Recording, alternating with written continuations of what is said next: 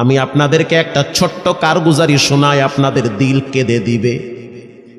2016 সালের ঘটনা। তখন ঢাকায় মোহাম্মদপুর আমি খতমে তারাবির জন্য 2 জন হাফেজ নিয়োগ দেওয়া হবে কেন্দ্রীয় মসজিদে।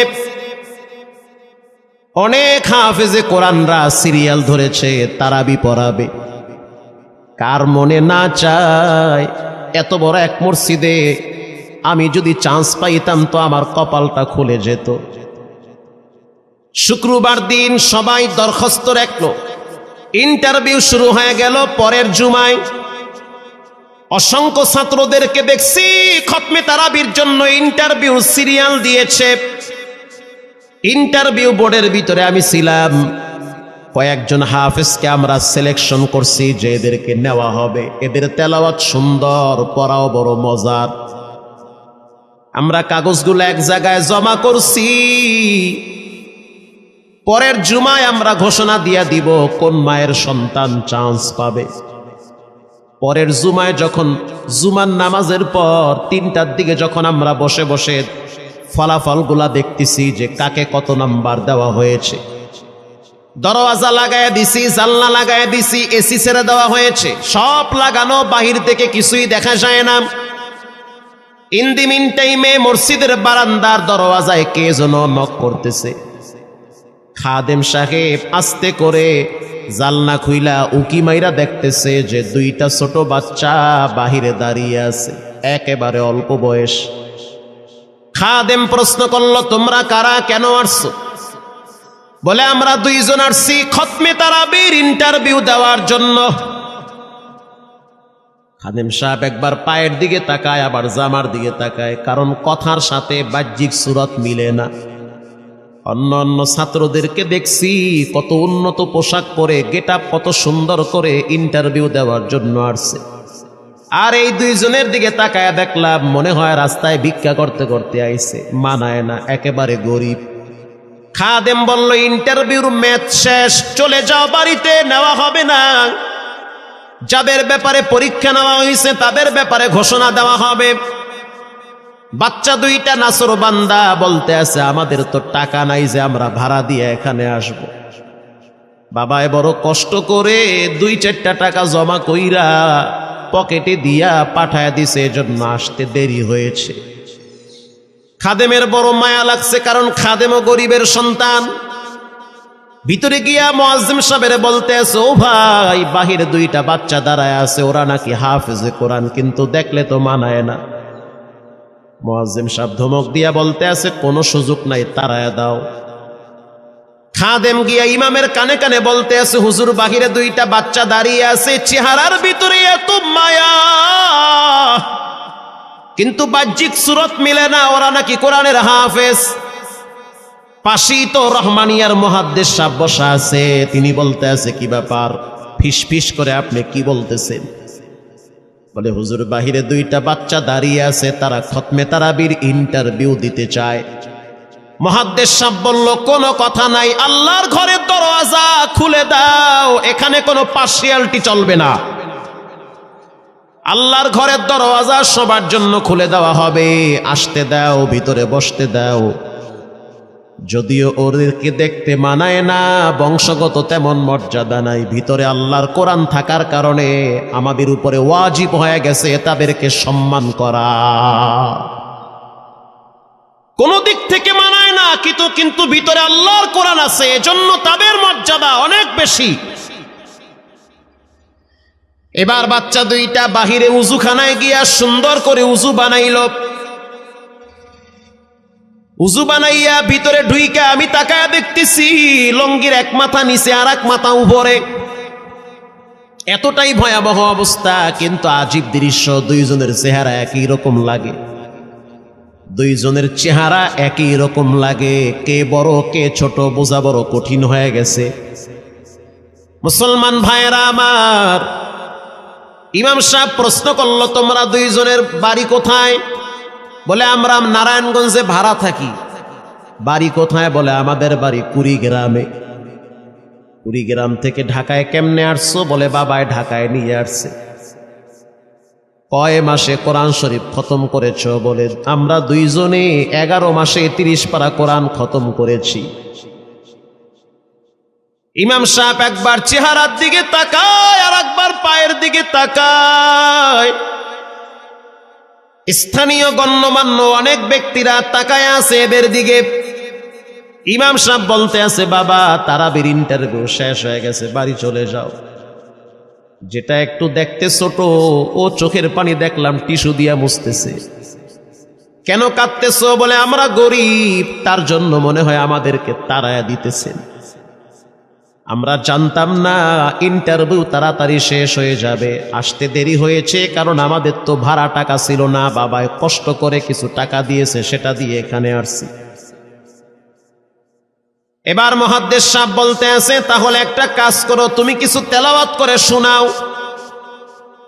দুইজনেই উত্তর দিল যে আমরা তেলাওয়াত করলে তো আর নিবেন না, আপনারা প্রশ্ন করেন, আমরা দুইজনে উত্তর দিব।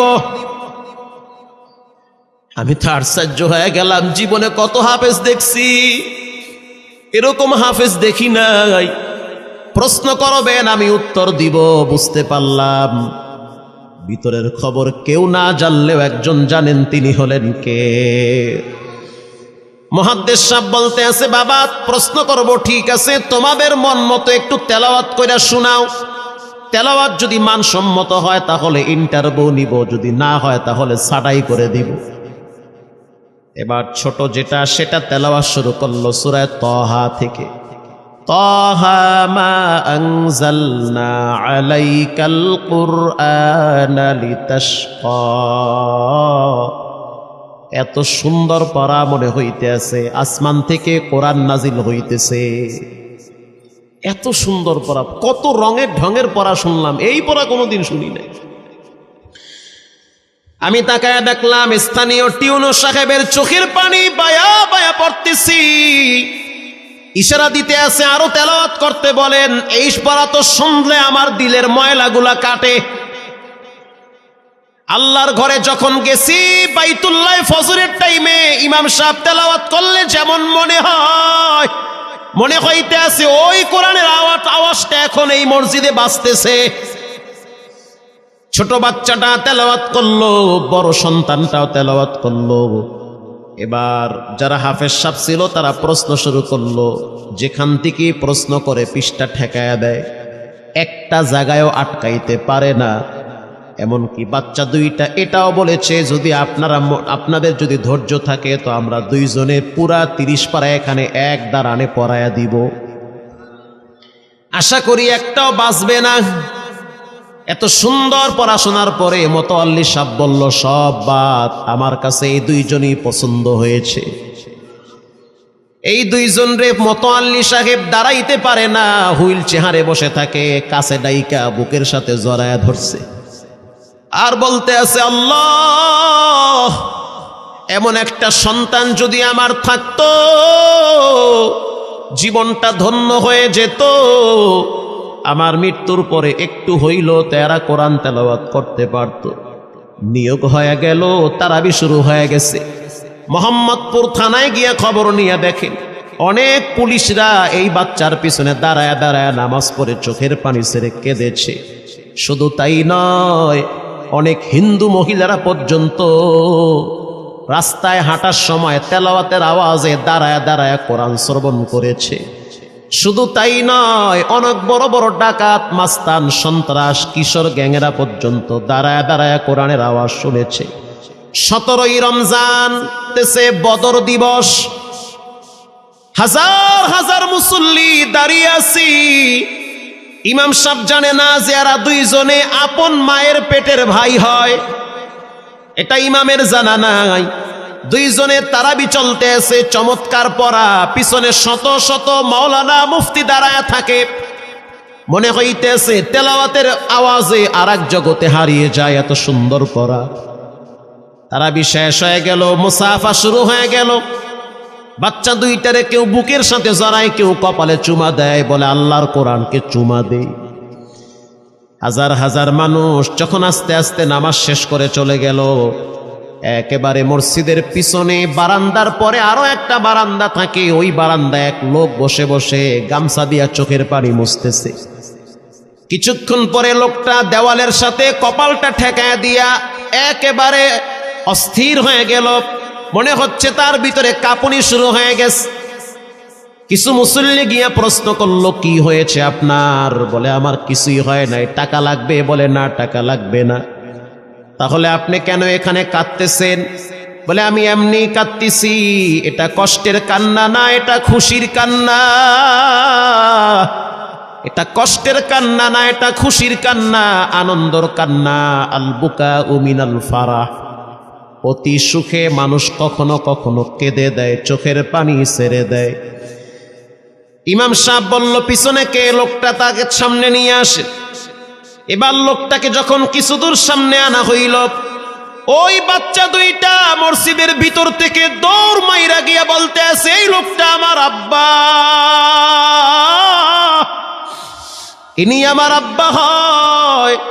ধমক দিবেন না, রাগ করবেন না। আমার আব্বা ঢাকা শহরে রিক্সা চালায়, রিক্সা চালায় চালায় আমাদের দুইটা ভাইরে কোরআনের হাফেজ বানাইছে। ইমাম সাহেব ধমক দিয়া বলতে আছে, আপনি কেন দেরি করলেন? আগে কেন আসলেন না? রিক্সাওয়ালা বলতে আছে, আমি যদি আগে আসতাম আর যদি পরিচয় দিতাম আমি রিক্সাওয়ালা, হয়তো আমার বাচ্চা দুইটারে মানুষ খোটা দিবে যে রিক্সাওয়ালার পোলা। এজন্য আমি আসি নাই। দূর থেকে নামাজে কোরআন তেলাওয়াত শুইলা আবার আস্তে করে দূরে চলে যাই। মাঝে মাঝে বাচ্চা দুইটার সাথে দূর থেকে আইসা দেখা করি। এটাই হলো কোরআনের বরকত। পরে শুনতে পারলাম এই বাচ্চা দুইটার মাও নাকি গাড়ি অ্যাক্সিডেন্টে মারা গেছে। লাশ পড়ে আছে সেই কুড়িগ্রামে। একটা ছেলের নাম জোবায়ের আর একটার নাম হলো তালহা। রিক্সাওয়ালা বলতে আছে, আমার আফসোস নাই, কষ্ট হলো এক জায়গায়, সেটা হলো ঈদের সময় বাচ্চাগুলা তো বাড়িতে যাবে, বাড়িতে যাওয়ার পরে দেখবে ওদের মায়ের লাশ কবরে পড়ে আছে। ডানে বামে মাটি, সামনে পিছনে মাটি, মাটির ঘর, অন্ধকার কবরে মা ঘুমায়। ঈদের দিন এমন কোন দরদি নাই যে আমার বাচ্চাগুলারে সান্ত্বনা দিবে। গত ঈদেও দেখছি বাচ্চা দুইটা মায়ের কবরের পাশে দাঁড়ায় দাঁড়ায় লম্বা টাইম কেঁদেছিল। আমাদের ঘরে কোনো ঈদ নাই। রিক্সাওয়ালাকে সান্ত্বনা দেওয়া হইল, নসিব আপনার ভালো, কপাল খুলে গেছে। দুইটা সন্তান হীরার টুকরা এমন ভাবে তৈরি করেছেন, মনে হইতে আছে জিন্দা কোরআন হাঁটতেছে। এজন্য সন্তানগুলাকে দিনদার বানান, ঠকবেন না। বর্তমান জমানায় মানুষ বড় স্বার্থপর। একমাত্র কলিজার টুকরা মা বাবার জন্য যেই দোয়াটা করে ওটা অন্য কেউ সহজে করতে চায় না। কথা ঠিক না ব্যাঠিক? সন্তানগুলারে দিনদার বানান, নেককার বানান, আল্লাহওয়ালা বানান। আল্লাহ পাক বলেন, যারা কোরআন পড়ে, নামাজ পড়ে, আল্লাহর রাস্তায় দান করে, তারা হলো সফল ব্যবসায়ী। এখানে এমন মানুষ বসা আছেন যে নিজের হাতে নিজের মায়ের কবরে রাখছেন, নিজের হাত দিয়া নিজের আব্বারে কবরে ফালায়া রাখছেন। ঘরে গিয়া দেখবেন মায়ের বিছানাটা খালি। যেই বিছানায় মা ঘুমাইতো সেই বিছানাটা এখন অসহায়ের মতো পড়ে আছে। বাবায় যেই বিছানায় শেষ বয়সে বসে বসে কোরআন তেলাওয়াত করত সেই বিছানাটা পড়ে আছে। এখন আর কেউ বলে না, বাজান তুই কেমন আছো? এই কথাগুলা মা বাবার মুখ থেকে সবচেয়ে বেশি বের হইতো। মা বাবার জন্য এখন চাইলেও তো কিছু করতে পারেন না। আজকে যদি আপনার মা বাবা থাকতো, খাওয়ানো লাগতো, চিকিৎসা করার লাগতো, অসুস্থ মাকে নিয়ে ভোলা মেডিকেলে যাওয়া লাগতো, অসুস্থ আব্বারে নিয়ে লঞ্চে করে ঢাকা মেডিকেলে যাওয়া লাগতো। এখন মাও নাই, বাবাও নাই, টাকা আছে, চাইলেও খরচ করতে পারেন না।